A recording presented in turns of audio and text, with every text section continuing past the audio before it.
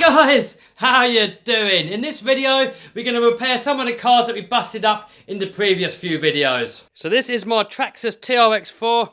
We got this little bracket here that snapped off of the axle, and also something's broken inside. Hopefully just a spur gear, so we're going to have to have a quick look at that. Coming over here, we got the Rustler, and the Rustler broke the steering, but luckily I've got that part here, so that can be fixed. And coming onto the slash 4x4, we broke the axle off of here again. So I think I've got that spare kicking about, so we can fix that. And also, that's making a funny noise inside, so I'm hoping that's just going to be a spur gear, because I've got those as well. So luckily, this is the only part that broke.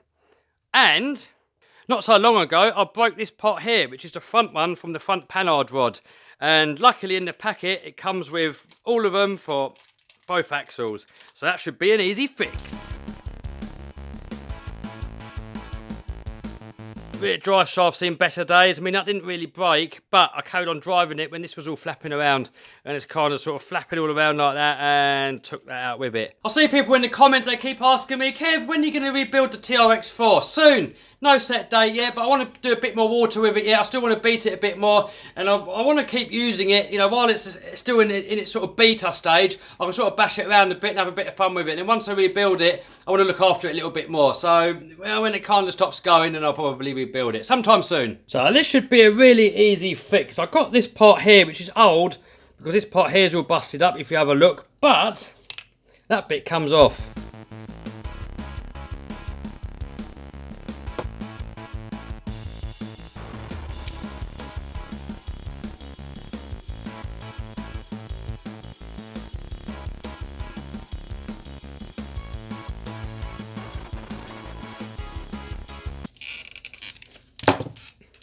We can just go ahead and slide that together. Now, I always make sure that the pins where they screw in line up. So we've got that pin there, and then we want to turn this one to the same position, like that. I'm not sure if it really matters. I know in real Land Rovers, it does matter. Oh, that's a bit tight. On a CV joint, it matters, because if you get it wrong, the phasing goes out, and then it doesn't handle properly, and you end up getting vibration. But seeing that this is a toy, I'm not sure if it matters, but we might as well do it properly. This is actually, that's a bit mashed up as well. Luckily, I got a new one. Yeah, being a toy, I don't know if it actually matters, but it came out of the factory being lined up, so I guess you're better off just lining it up and making sure it's all the same. Oh, that gearbox is stiff, but yeah, that's... Oh, hold on. Hold on.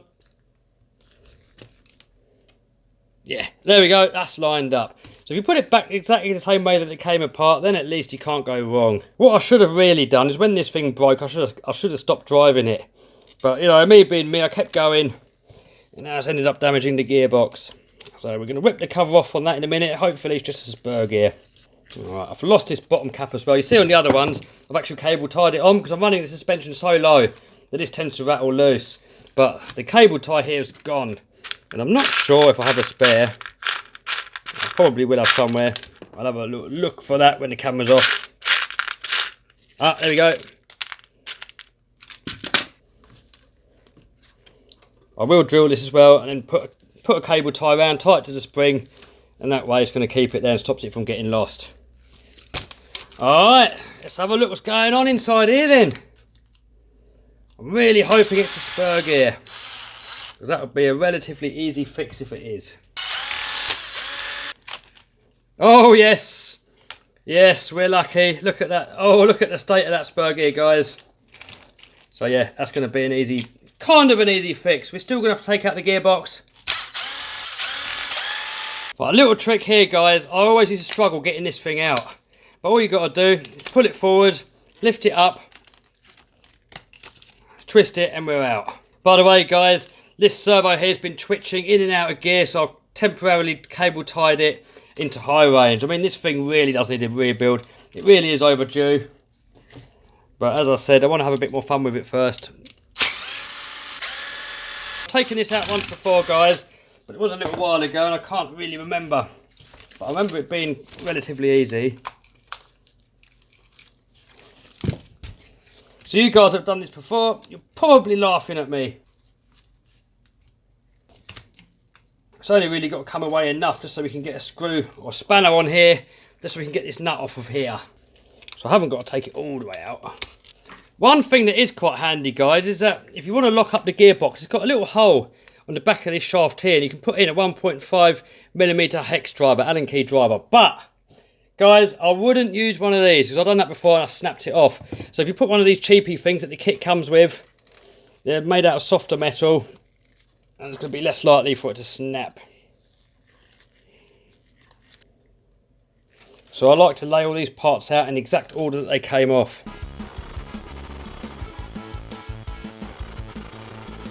Alright, so out of all my TRex 4 spares, it appears that I don't have a spare slipper clutch, which is what I need, so I might have to bodge the old one back in, which I don't really want to have to do, but if I don't have one, then the old one's going to have to go in until the rebuild. Oh man, I've got almost every single TRex 4 spare, apart from the one part that I need. That's all. Why is that always the case? Sod's law, guys. That's what that is. I've got an old slipper pad here. Maybe we can put it on the other way around. Maybe that'll give it a bit more life. Now guys, if I was to do this properly, I would 100% I'd be replacing this. But it's only because I've got a rebuild coming up very, very soon. I'm going to be renewing everything and doing it all nice anyway. So as long as I can get a few more videos out of this, have a bit more fun out of it, that's all really that it has to do. And I'm going to be cranking this thing up so tight anyway, so it's probably not even going to slip anyway, to be honest.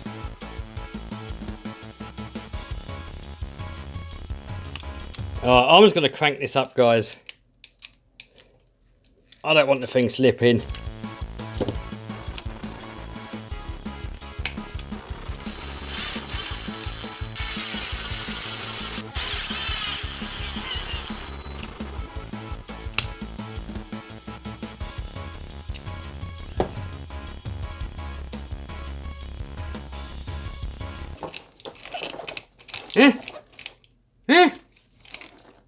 Why is it locked up?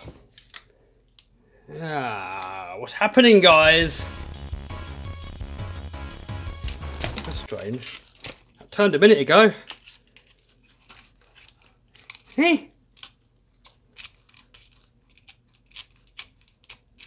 What's... Have I put that's too long a screw in the bottom? Hey.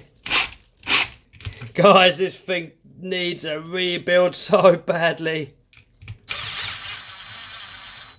We'll do a few more little water runs with it. Then we got a... Ooh, that's tight. Why is that so tight? Do you know what? It's still tight, guys. And I haven't got a clue why. It was smooth a minute ago. But one thing I did do, I put a screw in the top here that was too long. And I think the one in the bottom was too long as well. So I've taken it out, put in a shorter screw, but still tight. So I'm not ready for a rebuild yet, guys. So I'm just going to run it. Hopefully it'll free up. And rebuild, definitely, guys. Rebuild is coming soon, man.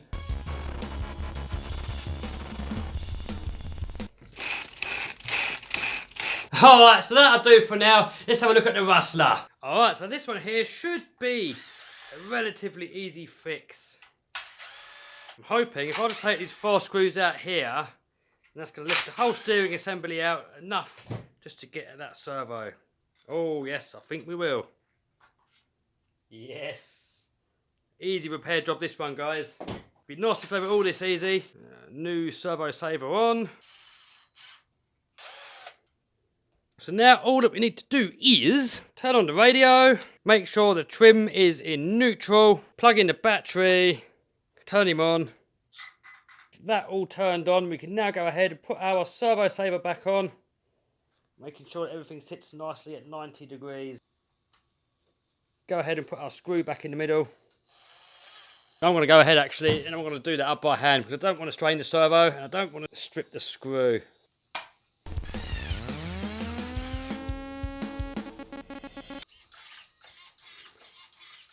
Beautiful. So, looking at these alloy shocks, so far they look good. I've been giving it a beating, I've been bouncing it off of things, crashing it into things, airing it out, and so far these shocks have held up.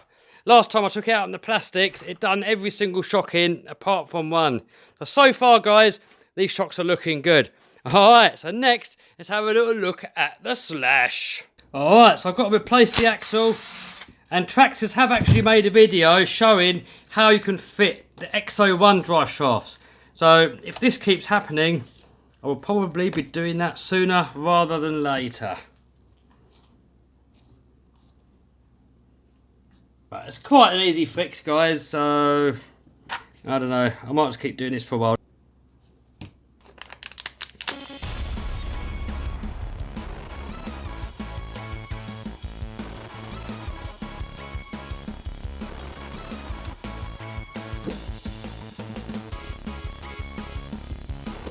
Now this car needs a rebuild as well, guys, but as with the TRX4, I want to have a bit more fun with it first, finish it off, and then we'll give it a nice full rebuild. Mainly what it actually needs is all the bearings replacing, but while we've got the whole thing apart, why not have a look at everything and make sure that the whole car is going to be good.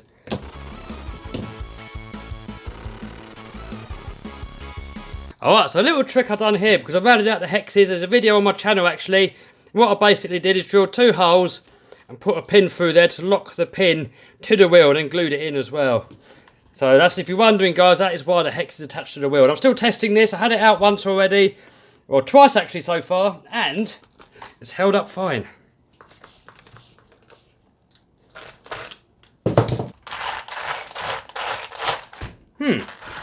Sounds pretty healthy now actually, but I'm going to have a quick look just to see what's going on in here anyway, because I know when I was running it last, guys, you could hear it. It was making an awful noise.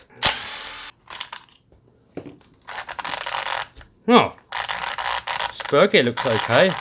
That's strange.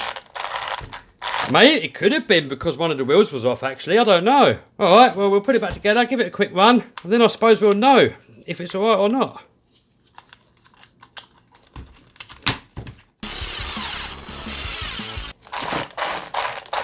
Seems fine. Oh, is it the front diff?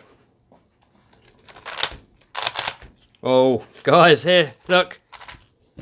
Got a feeling it might be the front diff.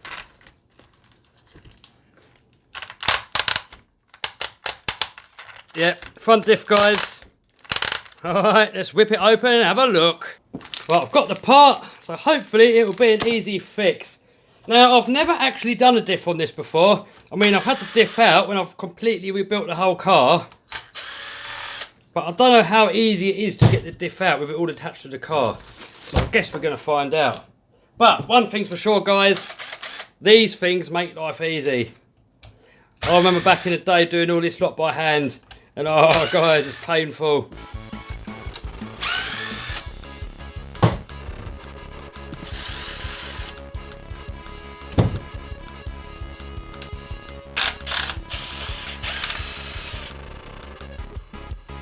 Ah, that could be a problem. Look, case is broken, guys.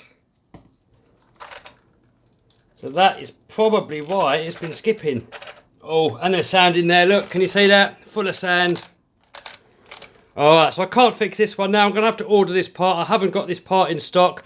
So I'm going to put this away for a minute and we'll repair it when the parts come. Alright, so that's it for this video, guys. I'm going to have to order those parts up, and then we'll get it back on the road soon. So guys, I hope you liked this video. If you did, give us a thumbs up, subscribe, smash that bell button to stay notified. Now guys, remember, this is not a proper repair guide. All of these cars that I've been working on today, they all need a rebuild. So I haven't done this properly. You know, I'm just quickly getting these back together just so they're working again. And we're going to have a full rebuild coming up soon on the TRX4 and on the Slash 4x4. Also, the Revo 2.0 needs repairing, but I've ordered some parts for that and I've got to wait for them as well. Basically, what's happened is pulled the bottom shock rod off of the shock shaft. So pretty much I've just got to buy that, and I've lost a little cap what holds the spring on. Once those parts all come in, guys, I'm going to put them on and we're having them out bashing again soon. But we've still got the X-Maxes, we've got the UDR, we've got the Buggy, we've got a whole load of other RC cars, guys. So there's still going to be plenty of bashing coming up. And by the way, where I get my parts from, we normally get them in like a day or two if they've got them in stock, so it shouldn't be long anyway. Alright guys, see you soon, bye.